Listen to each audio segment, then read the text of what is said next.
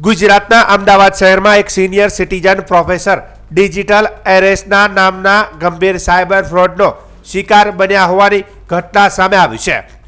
આ ફ્રોડમાં આરોપીઓએ પોતાને એન્ફોર્સમેન્ટ ડિરેક્ટર ઈડીના અધિકારી તરીકે ઓળખ આપી ભયનો માહોલ સર્જી મોટી ઠગાઈ આચરી હોવાનું પોલીસ તપાસમાં ખુલ્યું છે। પ્રાપ્ત માહિતી અનુસાર 4 મુખ્ય આરોપીઓએ પ્રોફેસરને ફોન કરીને ખોટી રીતે ઈડીના અધિકારી હોવાનું કહી તેમને કાનૂની કાર્યવાહીની ધમકી આપી હતી। આ ફોન કોલ્સ કંબોડિયાથી કરવામાં આવતા હોવાનું પણ તપાસ દરમિયાન સામે આવ્યું છે। આરોપીઓએ ડિજિટલ એરેસ્ટનો ભય બતાવી પ્રોફેસરને લાંબા સમય સુધી માનસિક દબાણમાં રાખ્યા હતા અને ત્યારબાદ નાણાકીય ઠગાઈ કરી હતી। પોલીસની ઊંડાણપૂર્વકની તપાસમાં ખુલાસો થયો છે કે આ આરોપીઓ આંતરરાષ્ટ્રીય ચાઇનીઝ સાયબર ગેંગ સાથે સંકળાયેલા હતા। ઠગાઈ દ્વારા મેળવવામાં આવેલા ભારતીય રૂપિયાને ક્રિપ્ટોકરન્સીમાં રૂપાંતરિત કરી ચાઇનીઝ ગેંગ સુધી મોકલવામાં આવતા હતા।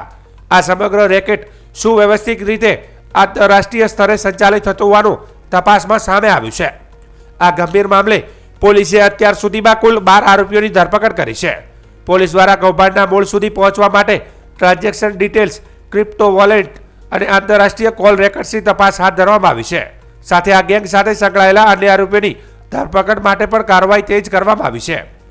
પોલીસ અધિકારીઓ નાગરિકોને અપીલ કરી છે કે કોઈ પણ સરકારી એજન્સી ફોન દ્વારા ડિજિટલ એરેસ્ટ કે નાણાં ટ્રાન્સફર કરવાની માંગણી કરતી નથી। આવા શંકાસ્પદ કોલ્સને સાવચેત રહેવા અને તાત્કાલિક પોલીસ અથવા તો સાયબર ક્રાઇમ સેલનો સંપર્ક કરવા પણ સૂચના આપવામાં આવી છે।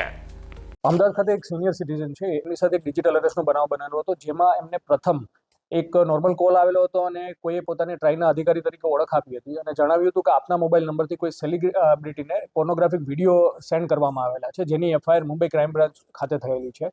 એવું કહીને પછી ડરાવીને એ જે સિનિયર સિટીઝન છે એમને વિડીયો કોલ કરવામાં આવ્યો હતો। ત્યાં વિડીયો કોલમાં પોલીસ અધિકારી બનીને, ત્યારબાદ સુપ્રીમ કોર્ટના જસ્ટિસ બનીને અલગ અલગ લોકોએ એક સેટઅપ સેટ કરીને વાત કરેલી હતી। ટોટલ 20 દિવસથી વધારે એમને ડિજિટલ અરેસ્ટ કરવામાં આવી હતી અને અલગ અલગ તારીખોમાં એમની પાસે ટોટલ 7 કરોડ 13 લાખ રૂપિયા જેટલા અલગ અલગ અકાઉન્ટમાં ટ્રાન્સફર કરવામાં આવ્યા હતા। કોલ કરવામાં આવ્યો તો એ વોટ્સએપ નંબરની જે અમારી ટીમે ઇન્વેસ્ટિગેટ કરી એ બધા કંબોડિયાથી યુઝ થયેલા છે, એટલે જે સેટઅપ આખું જે ડિજિટલ અરેસ્ટનું ચાલતું હતું એ કંબોડિયાથી ચાલતું હતું।